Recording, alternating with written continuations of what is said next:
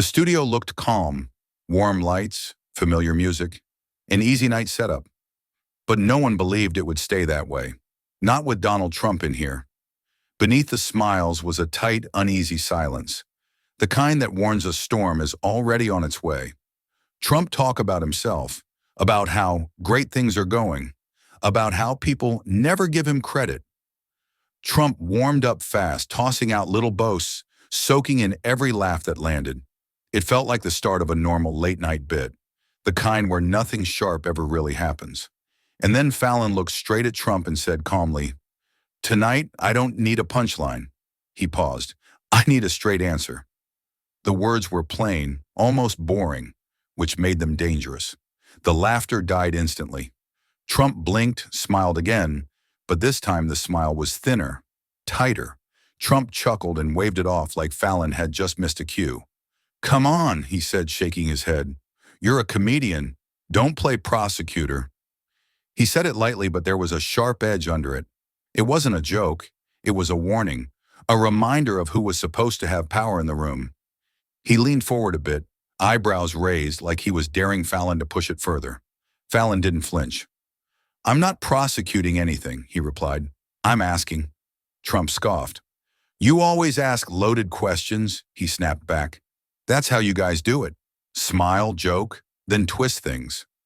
Fallon tilted his head slightly and said, "If the question feels loaded, maybe it's because people are tired of hearing unloaded answers."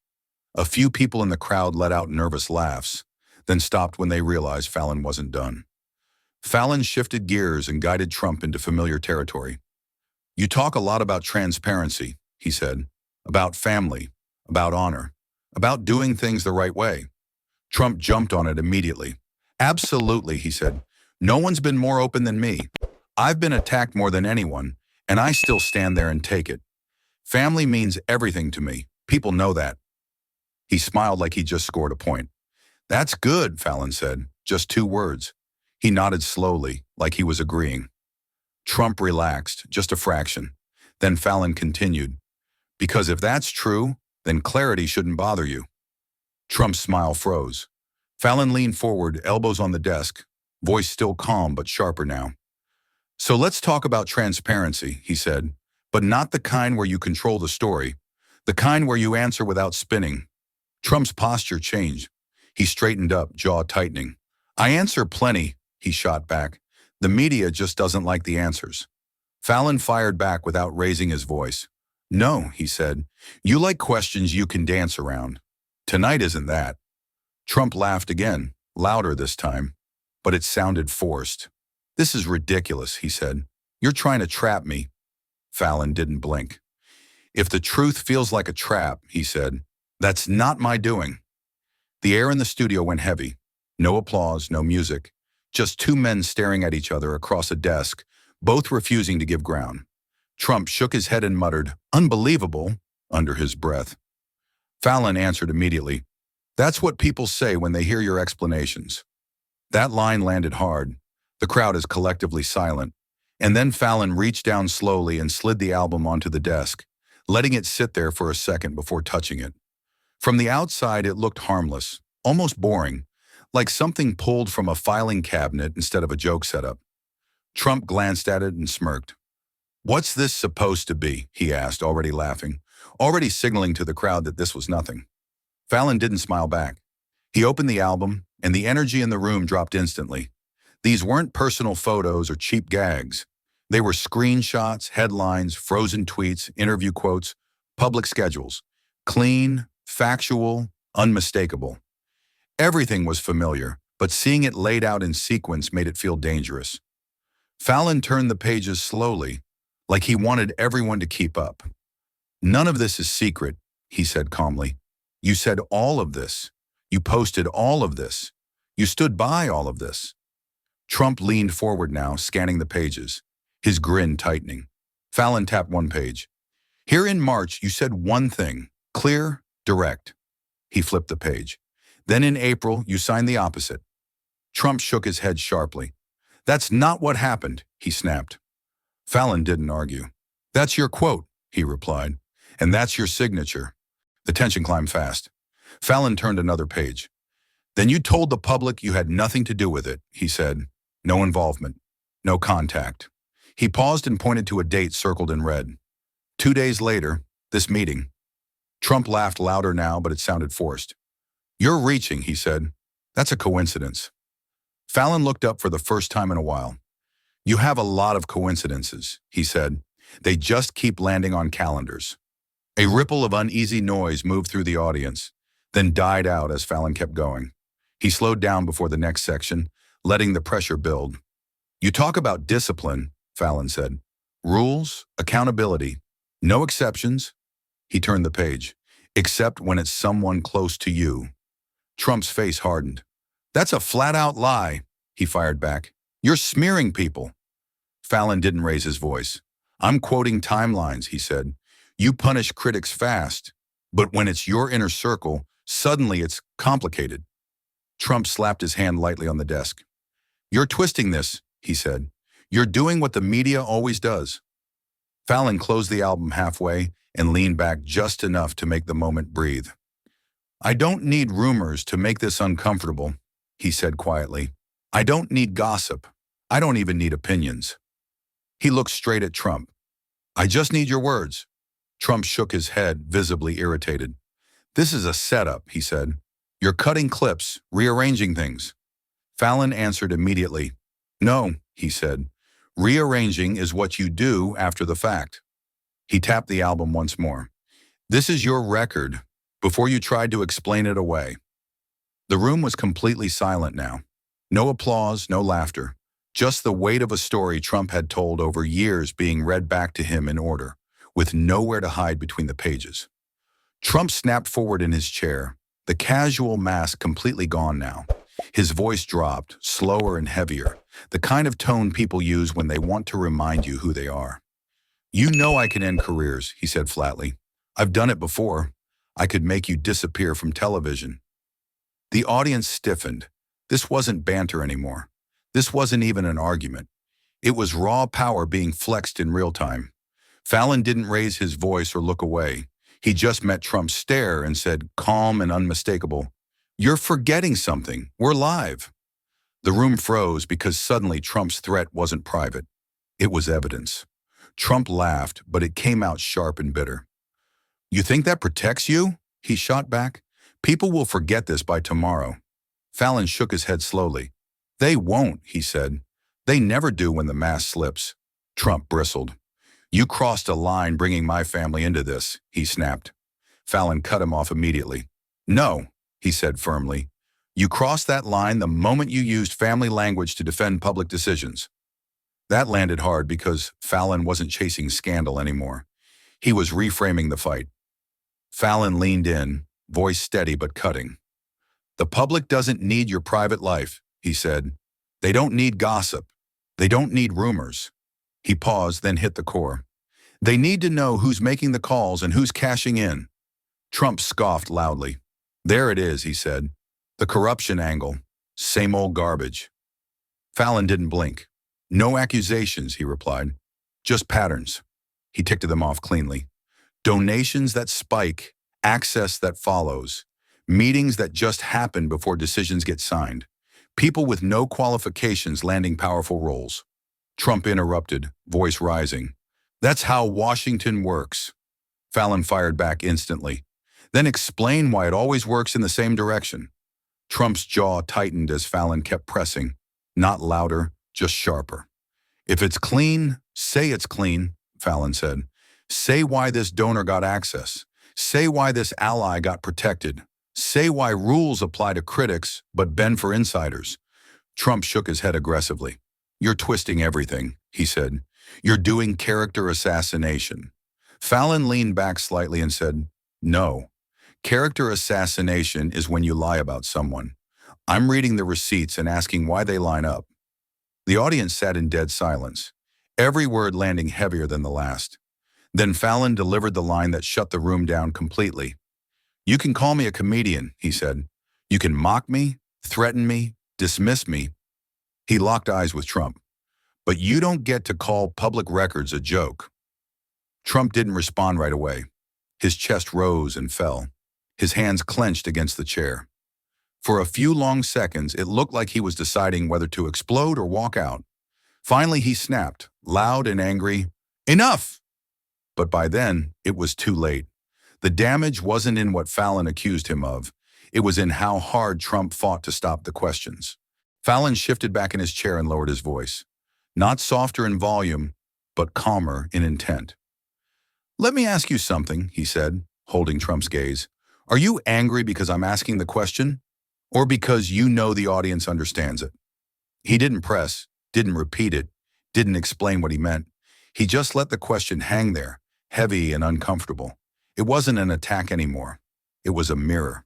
Trump blinked, jaw tight, clearly irritated that the fight had suddenly moved out of shouting range and into his head. Trump took the opening the only way he knew how, by talking. A lot.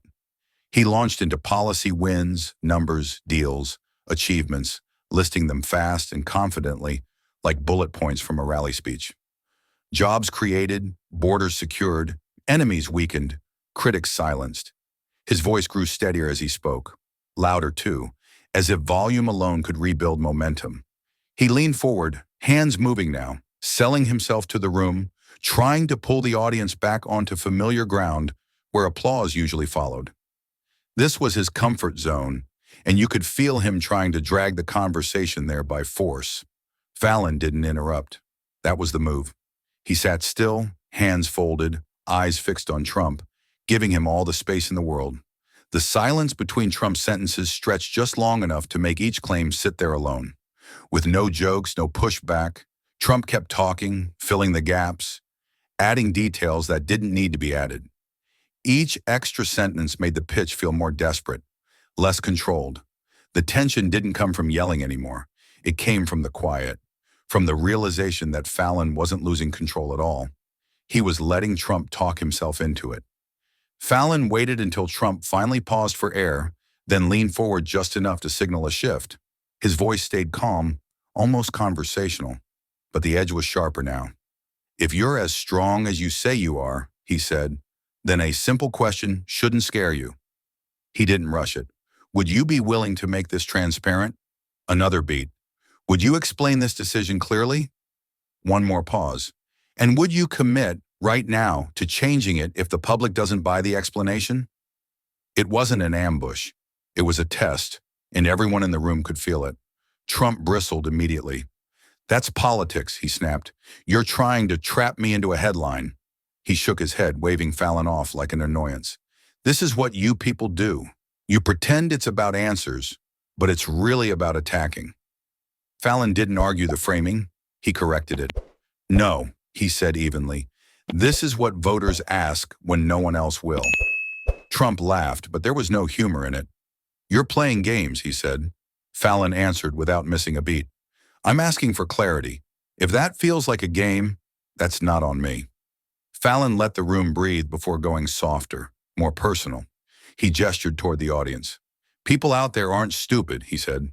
"They're tired." He looked back at Trump. "Tired of speeches that sound strong but explain nothing.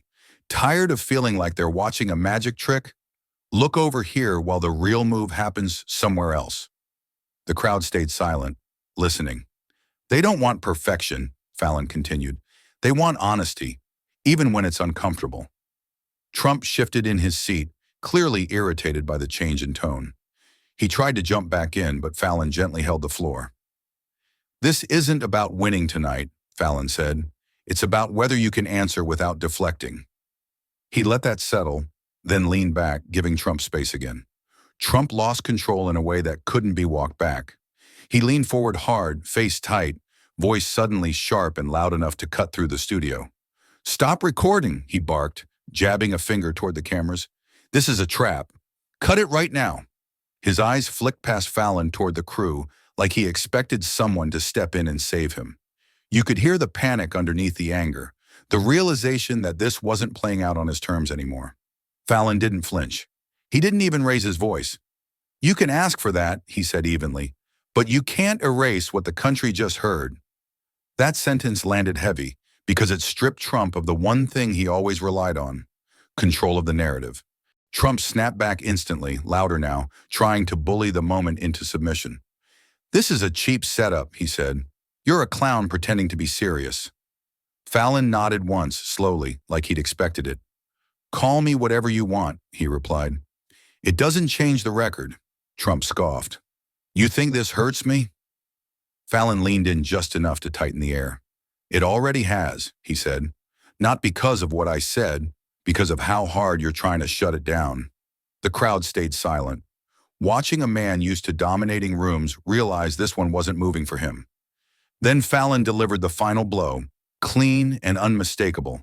He held up one finger. Here's your first option, he said. Answer clearly, right now. A second finger. Option 2, refuse to answer and admit you're not being transparent. A third finger. Option 3, dodge it again and let the public decide what that means. Trump shook his head, laughing angrily. This is ridiculous, he snapped. Fallon didn't blink. No, he said. This is accountability without the noise. He paused, eyes locked on Trump. You're not on trial here. No judge, no jury. Another beat. But you are being seen. The silence that followed was brutal. No laughter rushed in to save it. No music filled the gap. Trump forced a smile, wide and stiff, the kind meant to project confidence, but it went nowhere. No one laughed, no one clapped. The room just sat there, still and watching, as the cameras kept rolling and the truth bomb hung in the air. The silence went on just long enough to scare the people backstage. A producer's voice cracked through the headset, urgent and sharp, and a hand shot up from the side of the stage, signaling for the band. The music crashed in louder than usual, forced and rushed, like an emergency brake. Fallon gave a quick, tight nod toward the cameras while Trump leaned back, jaw clenched, eyes still burning, clearly furious the moment hadn't ended on his terms. The applause sign blinked on, then off, unsure of what it was even asking for. When the camera finally pulled wide and cut to commercial, it felt less like a transition and more like an escape attempt. Whatever usually gets cleaned up in late-night TV didn't get cleaned up this time. By the next morning, the story had already outrun the show. Nobody was quoting jokes. Nobody was sharing punchlines. Every clip circulating online focused on the same things: the pauses, the threats, the refusal to answer, the moment Trump tried to shut it all down and couldn't. Commentators tore it apart frame by frame. Watch his face right here, one said. This is where he realizes he's lost control. Fallon was praised for staying ice cold, described as calm, surgical, like a man holding a blade and never swinging it. Trump's reaction was labeled explosive, erratic, the behavior of someone used to dominance suddenly pushed into a corner. Supporters called it an ambush. Critics called it exposure. Either way, no one was ignoring it. What became clear fast was that no one really won the exchange, at least not in the simple way people like to frame these moments. Fallon didn't celebrate. Trump didn't recover. The real shift happened somewhere quieter. It was about who controlled the room when things went off script. Fallon never chased applause, never raised his voice, never begged for agreement. Trump, who usually bends rooms to his will, couldn't bend that silence. And that contrast hit harder than any insult ever could. The final takeaway wasn't funny, and it wasn't comforting. Power doesn't collapse because it's challenged. Power collapses when it can't control the question anymore, when anger replaces answers and force replaces explanation. That was the image people walked away with, whether they liked it or not. So now the argument moves to you. Do you believe in pushing for answers until the truth shows itself, or protecting image no matter the cost? Say it in the comments. If you don't want to miss moments like this, real confrontations, real pressure, and the moments power gets exposed, hit subscribe and turn on notifications. We break down what others avoid, and we go where the questions actually matter.